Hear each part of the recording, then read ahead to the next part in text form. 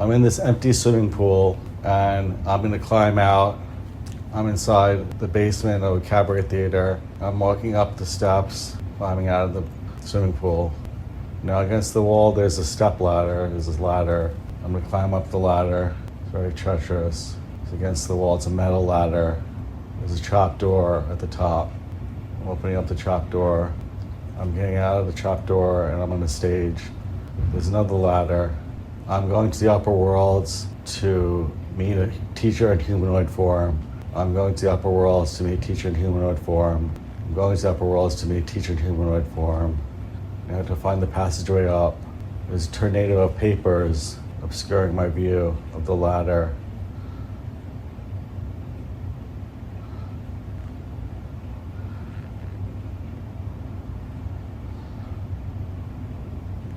I push through the papers. They all fall down. I see a stage, empty seats. There's one person sitting in the front row. It's Sathya Sai Baba Guru. He's got a big afro and he's wearing an orange robe. He's clapping a slow clap, a rhythmic slow clap. He puts up his right hand and waves it around. A black string appears with the heart chakra pendant on it. It's different from the one I have. Throws up the air and it disappears. Then he waves his hand again. 2 red raffle tickets appear. He rips them up. Then he gives me his blessings. Puts his hand on my head. And begins to walk away. There's a square, rectangular square of light at the end of the stage. He begins to walk towards it. He enters into the light. It becomes blinding. I see a blue balloon, red balloon. The red balloon pops. The blue balloon rises up in the air, touches the ceiling. I try to go into the square of light, rectangular light, but it closes and a star emerges into a single point of light. I turn around and the crowd, the audience is full now, with anonymous people. They're clapping their hands very rapidly. They all point upwards, and then number 1 gesture, pointing upwards. Curtain closes, and I'm behind the curtain. I see a ring on the ground that says, "I am enough." It's not the one I have. So I put it on and I go back towards the trap door. I start to crawl down. I see a grasshopper before I crawl down. He's jumping up and down like a cricket, and he flies down into the hole. I step down the ladder, following the grasshopper. Step down carefully. I'm back at the basement with the swimming pool. This time the swimming pool is full of water. The cricket is jumping up and down, grasshopper. I see a photograph of Sai Baba on the wall. He's giving me his blessings. Then I see a message on the photograph. It says, "I am enough." Then it says, "You are enough." Then "you are" is crossed out. And it says, "enough." And then it disappears. And I'm back.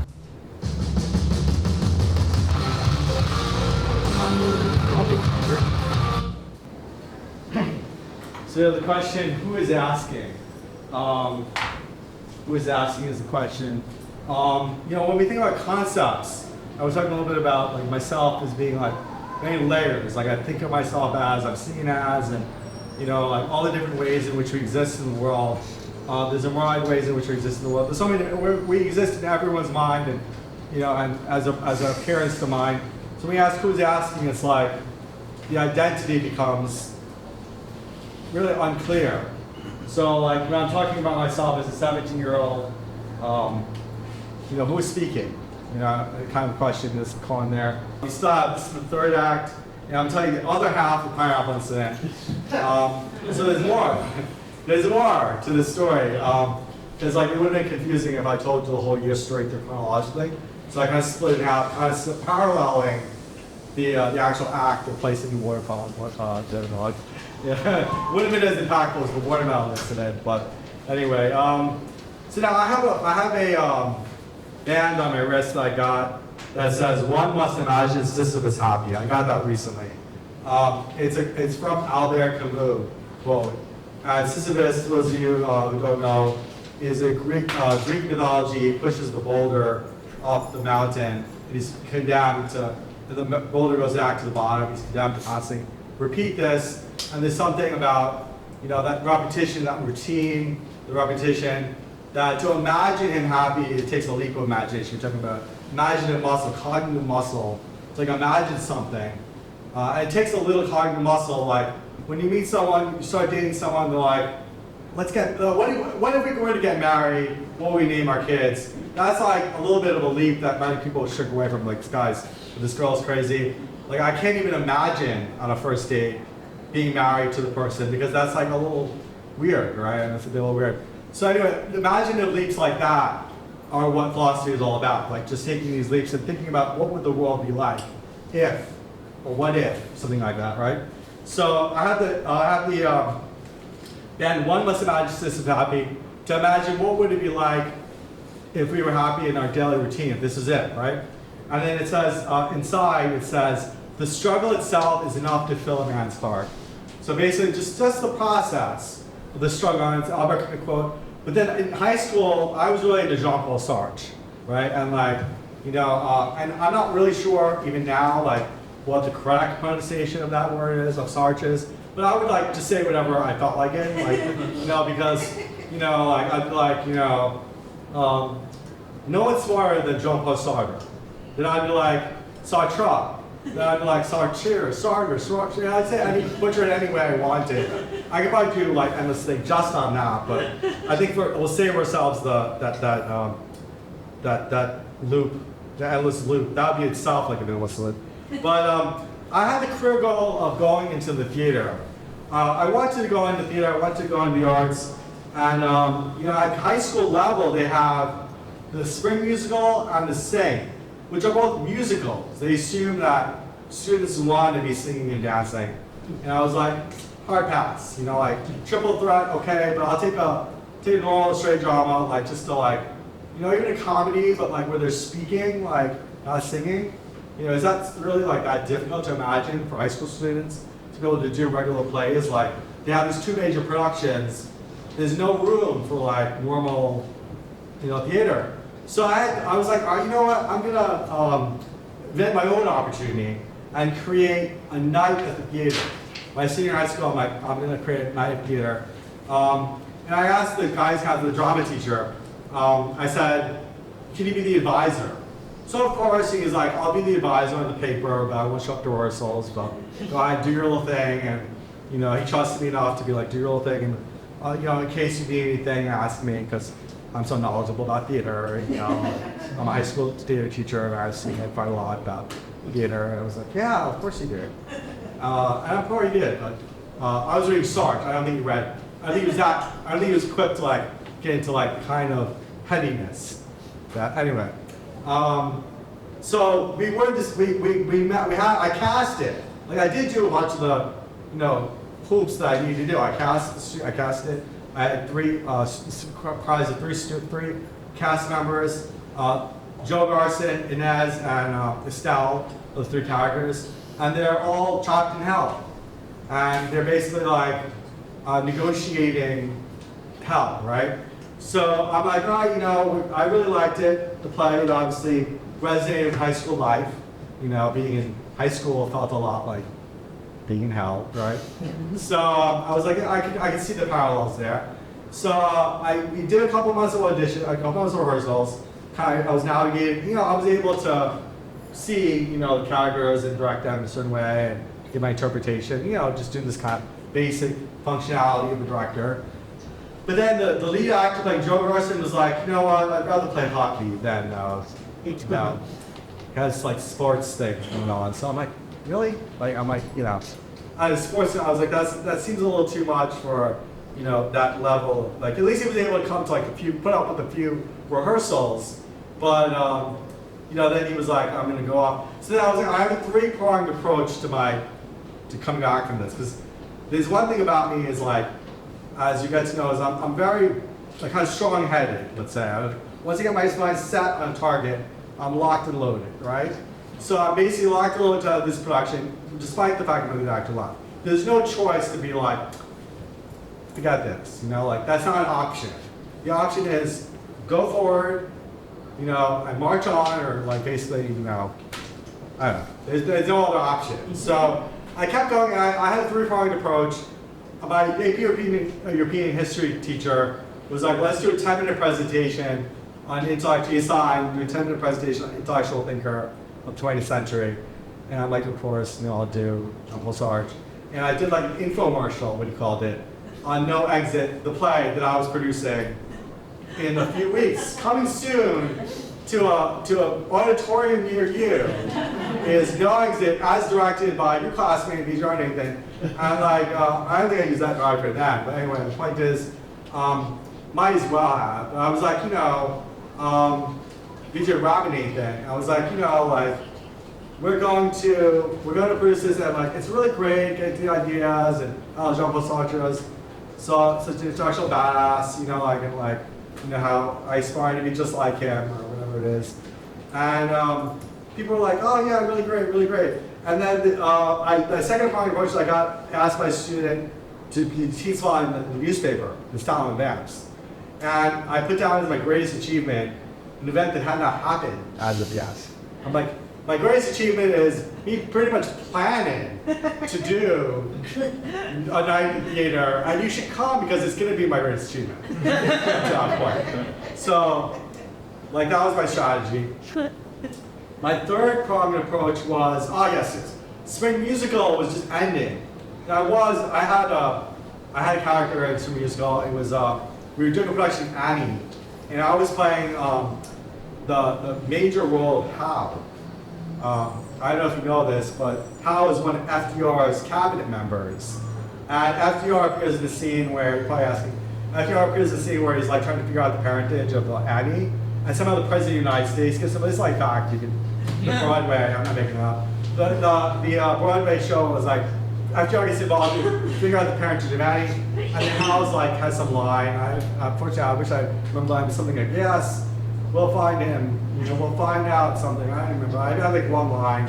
So that my third one approach was to ride the momentum of nostalgia as Spring Musicals are ending. I was like, want more of that adrenaline rush, or the more of that, like good rehearsals and having fun with classmates. Well, join night theater, do a little more acting on the side, right? So I'm trying to picture them. Actually, people were like, that would be fun, like to continue the momentum of Spring Musical. And then, so then I'd be like, yeah, that would be fun to continue this. But then, of course, when the reality kicks in, they're like, no, maybe not. So then I was thinking to myself, like, they would like kind of like psych me out, basically. They'd be like, yeah, that's a great idea. And then when it comes time to follow through, they'll be like, scheduling is kind of difficult. It's kind of a little difficult, so I'm sorry. So, as we close out this musical, I was thinking about my videography teacher, because I run my mouth a lot, and I'm talking to everyone about the show. So I checked my videography teacher about the show, Night Theater. And I'm like, what am I going to do? My lead doctor quit. I'm trying to convince people to act in the show and all this kind of thing. And he's like, Braveheart had just come out, and Mel Gibson directed himself. So there you go, direct yourself, right? So I'm like, of course, originally this joke was supposed to be like pulling a Mel Gibson, but of course that phrase might have radically changed meaning in the past 25 years. And it's kind of spiked and peaked over the years as this meaning, all these different ways in which Mel Gibson has appeared over the years. But we'll go back to its original OG meaning, which is like directing yourself, like is what I mean when I pull Mel Gibson. But of course, it's difficult to direct yourself when you're not like on camera. Like when you film yourself, you look at your film and you're like, all right, I should have done this, I could do that or this. But when you're on stage directing yourself, it's a little more complicated. It's like a little more nuanced procedure. So I'm basically like, just like having fun doing these rehearsals with myself playing Joe Carson. And I knew it was going to go nowhere, but I was really bullheaded around like just continuing the rehearsal process and hoping that an LD actor will appear. Andy had talked about, meanwhile, I was hanging out with Andy. He talked about being the actor, but I felt he was too volatile, like, to be the lead actor. He's kind of like more of a comedian. So I was like, and also because I was working with a friend of mine who was doing the Zeus story. So they were doing two actors. He was cast in that. So I was like, he's got his playful. I was like, maybe I shouldn't. And I was kind of, like ego was kind of like, I kind of, playing a big guy. I didn't want to like cast in as lead actor. So anyway, the clock's ticking. So he's like, you know what? Spring Musical's over. Let's do a night in the city to celebrate. kind of as the year is closing out to start, right? So this is a story where, okay, so now I tell my mom, I tell my parents that I'm sleeping over like this guy Rudy's house, and Tim tells his mom sleeping over Rudy's house. So Rudy was told to keep his mouth shut, right? But Rudy said, if asked, I speak only the truth. He's like this sphinx, right? I won't speak, but if asked, I'm not gonna lie for you. But who's gonna ask it, really? But I decided to take that bluff. I decided to take that bet that nobody's gonna ask him, like, you know. So I was like, all right, bye, you sphinx of whatever, riddle sphinx, like, because that's like, and I'm like, Joe and Tim and I go out to the city. Joe's driving, and then we get to this gas station, stop on some gas, and then we're walking through to pay for the gas, walking through the Quickie Mart or whatever, and the guy's like, as we're leaving, he's like, give me the juice, give me the juice, and we're like, what juice? What are you talking about? And he's like, I know you stole the juice, give me the juice. This is playing itself out, kind of like a broken record, you know, like. Minutes are passing, and Joe wants his credit card back, right? So the time is ticking. We're like, we gotta go. We don't have any juice. Give him back the credit card. Let's be done with this. Finally, relax. It's like another face-off where we're basically like, we don't have the juice, and he's like, you have the juice, and I'm like, what does it cost? Like a couple of $5? You want $5? What do you know? So then I'm like, we finally left, and then Andy's like, all right, confession time. Who has the juice? And I'm like, we're all like, we didn't take any juice, but we did think about it. We did think about stealing the juice. So the thought did cross up. We both confessed, me, Joe, and Tim even confessed that we thought about stealing juice, but we didn't. So he's like, this guy's not a mind reader. Like, what is he like the thought crime? Like, what is he hitting us on a thought crime? Like, you know, like the thought of the juice, the idea of the juice, we get back to him. Like, I'm sorry for thinking of that. So finally, we're like, all right, let's hit the city. So you go to this place called Small's Jazz Cafe. I, of course, by its name. You know, it's a very small jazz cafe.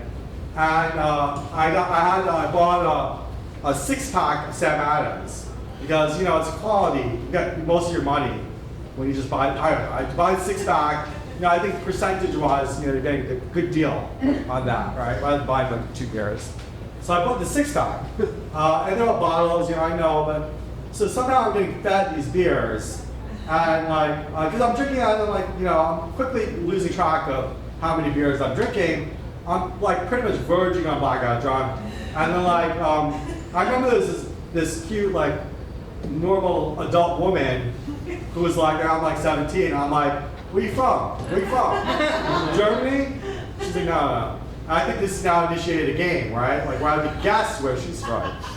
This is not just an innocent question. This is, where are you from? Like, and I'm like, oh, where in the world is this? Where in the world is this woman from? Like, right? Because obviously she was a tourist. I think we established that, right? She's visiting. So now I have to play the game of like testing my theatrical and intellectual powers to see if I can guess or ethnic origin. So finally, after like a couple of guys, I'm like, Yugoslavia. Now Yugoslavia stopped being a country 4 years prior. I knew that, but I was a little, you know, grasping at straws there, you know. So I was Yugoslavia. And she's like, I guess technically you're right, in Serbia or something. And I'm like, I'll take it. I'll take that credit. It's points to me. I'll take that as a A plus, like 10 points to Gryffindor kind of thing. So I'm like, good, I won. So that's about all I remember. And then I have like a little bit of a ellipse there. And then my consciousness brings back, we're leaving the bar.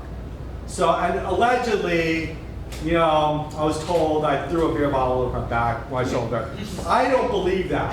I don't believe I would do something like that. Like, even a drunk pot, I don't believe I would throw an empty beer bottle over my shoulder, down a flight of stairs and have it crash. I don't believe I would do that.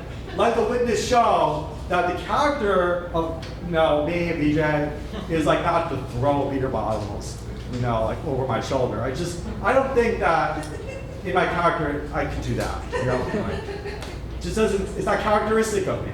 But they said I did. And anyway, I'll keep the under advisement up. Doesn't note to sell.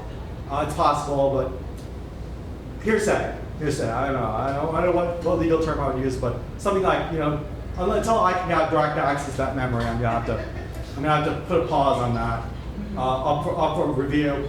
But so the next thing I remember is I'm on the floor, Andy's kind of choking me. I'm going, "You're a bad influence on me. You're a bad influence on me." And I'm like, "You're a really bad influence on me." And he's like, kind of choking me. "Shut up, shut up, shut up, shut up." And then we get in this car, and then we get home, and then we're back home. Everyone's gonna have my keys on me, so I'm like, oh, if I jump through the backyard, my dad borrows the key, and behind the potted plant, so I'm like, all right, I can find the key, go to the scavenge hunt to the key, go to the back door, and then the chain lock's on. So this becomes an ordeal. I have to tell my dad that I had my key and that I was out all night. But I just was like, I just come back from his house. And you don't have to drop me in the morning. I'm kind of tired. I go to sleep. I go to sleep. And then the next morning, Andy's mom calls my mom. And she's like, "Andy wasn't at Rudy's house." Well, gee, he's not showing up home now. So Andy was with VJ. So like, we gotta figure out what's going on here. Mom to mom, right? Mom to mom. My son's a delinquent, your son's an honor student, and they got together and bad shit happened, right? Like, so my mom's like, I think her ego got hurt. I suspect. She's like, "What is this? Calling me, talking about my son lied to me? Like, my son doesn't lie to me." Like, she goes, and like, she said, my son doesn't lie to me. Like, I don't know where your son was, this non-honor student. Who knows where non-honor students go when dust comes?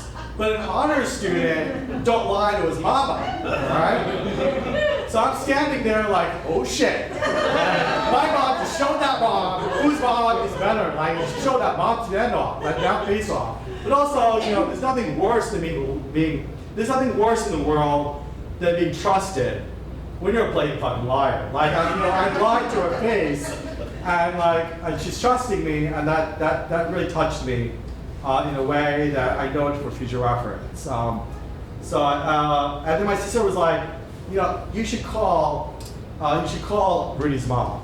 And she's like, "You know what? No." I was pretty proud of that, but at the same time, I was like kind of sweating bullets. Like, I was like, oh shit. Like, I was like sweating bullets there. So then then this story continues because my dad had me called in to try to find Andy. So we're going to this cemetery, calling out like, "Where are you, Andy? Where are you, Andy?" in the middle of the night, because allegedly he would sleep in the cemetery. This kind of, of course, I feel a little bit around the hidden issues around, my extensive privilege, and that's something just to know that I'm aware of. But we did go there. We're trying to find him. We're trying to, figure this out. And then basically, let me just remember where I catch my thread. Go back to no exit. So no exit didn't know what was talking about. No exit didn't know what was going on. So we went back to school, and school continues. And he didn't return to school. He just pulled one of his antics, where he just disappears for a couple of days and then shows up again. So we go back to school, and I got to continue my pursuit of no exit, the production, and blocking myself into corners, what I do best. So then I want to pursue this no exit, and then the clock is ticking, so I go down to meanwhile the events of the last pineapple incident happened. So I go to the student organization office, reading nothingness, like nothing happened. I didn't just put a pineapple on a people science teacher's class car, Mercedes-Benz. Like, nothing to note there, unusual. It's just, teenagers doing teenage shit. Like, what is there to note about that incident, really, in my mind? I'm like, what more is there to say? It's just an episode in the lifetime of high school, there's nothing really to apologize for or say about that. So I go to the student government office, and I'm like, all right, day as usual. And the drama teacher comes up to me and goes, because he knows I know Latin, he goes, "You're a persona non grata in this office." And people love to glimpse into silence, because that silence is impactful. And that's why I started to learn how him not saying anything more was really all I needed to hear, right? He's just like, "You're a persona non grata in the student organization office." I'm like, okay, So I just laughed, and I go upstairs to the drama room, and I'm like, you know what? I'm gonna take all these books. I'm gonna take a bunch of, I'm gonna sample. They keep the books with classes, right? So a bunch of literature. So my payback for that, for starting the Granto reference, was to take a sampling of the library. Like, this is like a nerd's revenge. Like, it's a real nerd's revenge.